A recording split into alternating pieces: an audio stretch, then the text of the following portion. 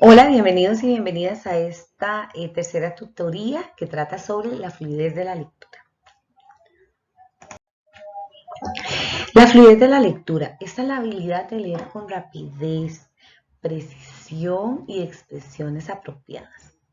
Es este proceso que se llega donde hay una automaticidad, una precisión, una expresión, que no es un proceso sencillo. No es tampoco como que de un día para otro amanecemos con la capacidad, ¿verdad? Entonces, los docentes tenemos, o las personas docentes más bien, tenemos una gran misión en este aspecto.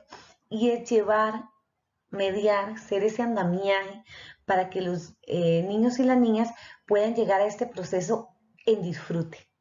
Porque muchas veces ocurre lo contrario. Entonces, esa es nuestra misión. La fluidez de la lectura es la habilidad de leer con la rapidez, precisión y expresión apropiada. Como dijimos, es con la velocidad, precisión y expresión. El reconocimiento automático de las palabras, esa decodificación adecuada, acertada de las palabras y uso apropiado del fraseo, del tono de voz, de la forma en que nosotros leemos, hasta nuestras expresiones a la hora de leer. La velocidad o automaticidad es la velocidad con que el lector reconoce las palabras del texto. Un lector fluido lee un mayor número de palabras de manera automática a golpe de vista. Eso es lo que decimos a golpe de vista. ¿Qué es eso a golpe de vista? Que ponemos o logramos hacer este proceso de, de ojo lectura, ¿verdad? De este proceso, que es un proceso fino. Es importante ver eso. Eso tiene que ver con un proceso bastante fino, donde ponemos y leemos sin necesidad de detenernos a pensar qué fonema es, qué sílaba se forma, qué palabra era aquella, y vamos leyendo, como decían antes, cacareado. Y eso no es lo que se busca ese golpe de vista.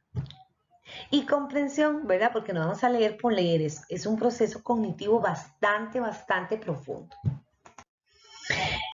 Precisión de la lectura es la decodificación acertada de las palabras de un texto. La expresión es la habilidad de hacer las pausas inflexivas de la voz requeridas por el texto, porque el texto es vivo, no es algo plano, es algo que tiene que salir de ese libro y dar vida, entender y transmitir un mensaje. Consideraciones generales para la fluidez. Es esencial desarrollar la fluidez desde el principio de la instrucción del lenguaje, o sea, en la primera infancia. Entonces, qué lindo que desde que esa época se da, las docentes aprovechen esos periodos de lectura donde muestren fascinación por la misma para ir haciendo ese proceso de gusto para la lectura. Utilizando diferentes voces, es lindísimo cuando se lee un cuento y se interpreta la voz del lobo, la voz del señor, la voz de la niña, la voz de la abuelita, y no leerlo de forma plana, donde no hay emoción. Entonces, qué importante es eso, porque se transmite emoción por medio de la lectura. Hay que usar todas las maneras de trabajar lectoescritura, con vocabulario, discriminación, comprensión.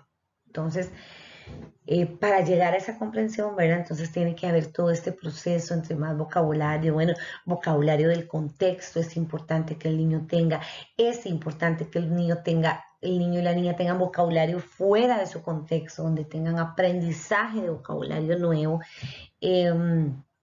Toda esta parte de discriminación de sonidos que ya se van formando en palabras, y lo más profundo, que es la comprensión. Se puede pensar, o sería lo ideal, que un niño durante 20 minutos hiciera la lectura. Quizás no pretendemos, no, mire, que es que con 40, no, con 40 el niño se agota, se cansa y no va a pensar en el disfrute, y lo que queremos es que él disfrute todo este proceso. Sí es importante una medición de la velocidad lectora, ¿verdad? Este golpe de lectura, ¿verdad? A ver si se está dando o no se está dando. Rutinas para desarrollar la fluidez.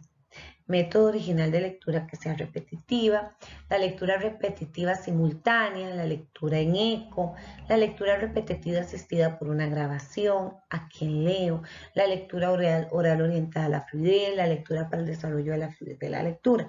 Entonces, todo esto tiene que ver mucho con el conocimiento también que vaya teniendo la persona docente de los niños. Entonces, ir buscando diferentes formas para llegar a un mismo fin, pero todos estos procesos van a ir dando diferentes experiencias donde el niño y la niña van a desarrollar la lectura, la comprensión lectora. En el capítulo 4 vamos a hablar sobre la comprensión de la lectura. Podemos decir que la comprensión de la lectura es el proceso de extraer y construir significado a través de la interacción con el lenguaje escrito. Entonces, eso es lo que yo les estoy diciendo desde el principio. O sea, para llegar a esta comprensión, entonces es todo un proceso. Aspectos importantes. Comprensión oral, desarrollo del lenguaje. Entonces está la decodificación y la cantidad y amplitud del vocabulario. El lector que comprende interviene capacidades cognitivas como la atención, la memoria, el análisis crítico, las capacidades para inferir, visualizar, la motivación y un propósito para la lectura. Entonces, estas son las que yo les digo a ustedes que son procesos constructivos, cognitivos superiores. Entonces, ahí vemos como que no es solamente prestar la atención o tener la memoria o empezar a hacer un análisis crítico. O sea, es todo esto. Y abogo mucho a la motivación. Yo sé que la motivación es un proceso intrínseco, ¿verdad? Viene de adentro hacia afuera. Sin embargo, nosotros con un ambiente y con actividades que puedan sacar esa motivación, vamos a lograr que el niño pueda tener un disfrute de la misma. Estrategias de comprensión. Activar conocimientos previos, eso es importante, todo el vocabulario, todo su entorno, todos sus conocimientos que tuvieron anteriormente. Teoría del esquema cognitivo, organización gráfica, hacer predicciones, preguntas y respuestas, autopreguntarse y reconocer el propósito del auto. Entonces, todas estas son estrategias que van construyendo todo este proceso que hablamos anteriormente. Inferir, ¿qué es inferir? Bueno, inferir es poder entender qué dice ahí aunque no lo dice. Aunque ustedes no lo crean, a nivel universitario muchas veces hay dificultades en inferir. Entonces muchas veces queremos como que todo nos lo den y no podemos entrar un poquito más allá. Determinar la información más importante, eso ya ahí lleva procesos de comprensión. Resumir, ya resumir es tomar algo, entenderlo y poder expresarlo con nuestras palabras, con nuestros esquemas, con nuestros dibujos. ¿De acuerdo? Entonces son procesos cognitivos. Establecer conexiones con otros textos. Ah, mira, esto habla de lo que pasó aquí en la revolución, pero mira, también habla de estas personas que fueron, esta otra lectura no dice que fue en la revolución, pero me parece que fue como en la misma época y según lo que leo vestían parecido, entonces asumo que están relacionadas, entonces vean cómo se hace esta conexión. Crear representaciones gráficas, como les decía, a la hora de hacer esquemas, de hacer mapas conceptuales, mapas mentales, porque eso ya lleva un proceso de comprensión de lo que yo leí.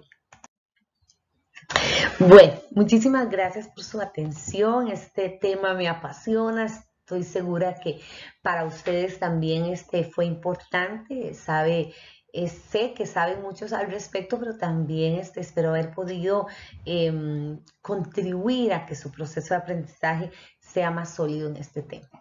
Los invito a la tutoría, es importante que no falten, es una forma de poder interactuar, de poder tener respuestas rápidas de las personas tutoras, respuestas hasta colegiadas entre nosotros, por si hay alguna duda de una vez, podemos hacer tomar la decisión si hay algún detallito que hay que cambiar. Entonces los espero en la tutoría. Hasta luego.